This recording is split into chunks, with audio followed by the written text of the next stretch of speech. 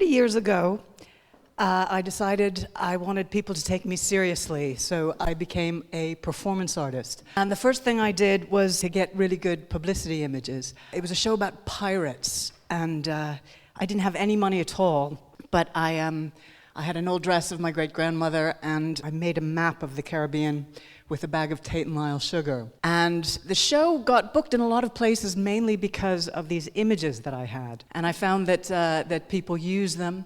I got lots of bookings, I got lots of publicities, I got magazine covers, and I thought it was the start of a great career of being taken seriously, but people were finding my shows really funny. And I couldn't figure out why. This was a magazine called Performance that was very influential in the 1980s when I was performing. I was going through my archive, discovering things I hadn't seen in a long time. The next show that I did was about country and western music. Interesting that the list hasn't changed its logo in 30 years when I saw that. For me, it was a show about being American, what it felt like to be American in the UK. And the longer I lived here, the more American I felt, and the more I was thinking about that. And again, this show started to be seen as comedy rather than as a serious artist. I did a show about a collaboration with a sculptor, Laura Ford, in which we went to galleries and we filled the entire gallery with earth, and I buried myself in the earth. It was based on ideas about death in the Romantic movement, specifically the ballet Giselle. It was called The Deadly Grove. We did it in Glasgow at the Third Eye Centre. But still, people thought it was a comedy. I couldn't figure out what I was doing wrong. I decided to do a show about film noir that was more explicitly about images of women. And I got pictures of myself as a film noir actress and was written up in a very serious journal about notions of femininity and representation. But still, audiences were laughing. I couldn't figure out what I was doing wrong. I still wanted to be taken seriously.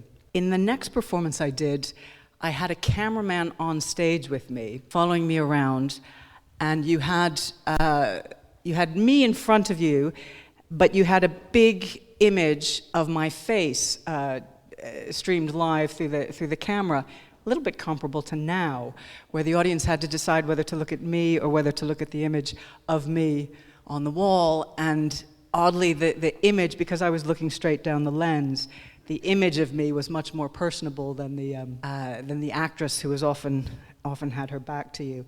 And I started to realize that I was as interested in the photos and the screen. I was as interested in that, more interested in that than I was in live performing. And I started to think about becoming a filmmaker rather than didn't want to be comedy actress. This is a still from the first film I made, which was a film about my family, which I still think of as probably the strongest piece of work I did. I am the little girl beneath my father, smiling. It probably took me 4 years of making applications to film schemes before I got this film commission. It was called Out of Reach, and I was finally a filmmaker. Now, when you're a filmmaker, people take pictures of you using your hands a lot, gesturing and pointing at people, and not smiling. So I felt like people were finally starting to take me seriously. This was from, I was directing a film about the Glasgow School of Art for Channel 4. It was my first Scottish project, and that was when I moved to Scotland. This was my first, I decided to submit to the comedy, but not as a person being laughed at, but as the creator. This was from my first comedy for Channel 4. It was called Coming Soon, fantastic cast. And I still couldn't get used to the feeling of me not being the one looked at, of me not being the subject. And so I gave myself a cameo in the final episode as the guru of the company, the theater company that it was about, and they all wore T-shirts with my face on it, which I thought was very funny at the time. Julia Roth. That was a series called Coming Soon. After that, I pitched an idea to Channel 4 about a series where people sat around talking about books. It was actually before book groups were fashionable, and it was an idea about a book group meeting every week. And Channel 4, the comedy commissioners immediately said to me, "That's not a funny idea. That doesn't sound funny." And I said, "Exactly. That's why it will be funny. It's the things that you don't expect to be funny when people take themselves seriously. Where we find the comedy." That had been my experience as a performance artist. After the book group, I did more directing of a feature film festival. So there's going to be a photograph of me not smiling and gesturing with my hands in a moment, so you can tell it's a director photo.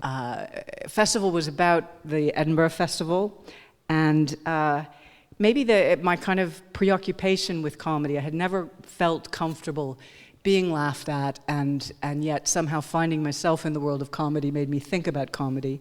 The Edinburgh Festival was changing from a festival of theatre to a festival where comedy was much more focal, and I felt that there was very rich subject matter in the way the festival is about everybody wanting to be the star of their own show, everybody competing for attention, and the dark side of comedy. A wonderful cast, and I think it was the first big part for Chris O'Dowd, who was a very funny man.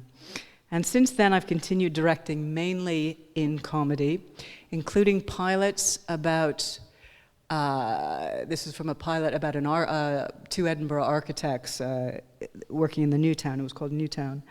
And the subject really was living by design, the idea of a designed family, a designed life, and maybe the dark side of architecture. And you can, a later pilot I made was about a female football referee who, a female who wants to be the first Scottish football referee, which was played by the actual captain of the Scottish women's football team.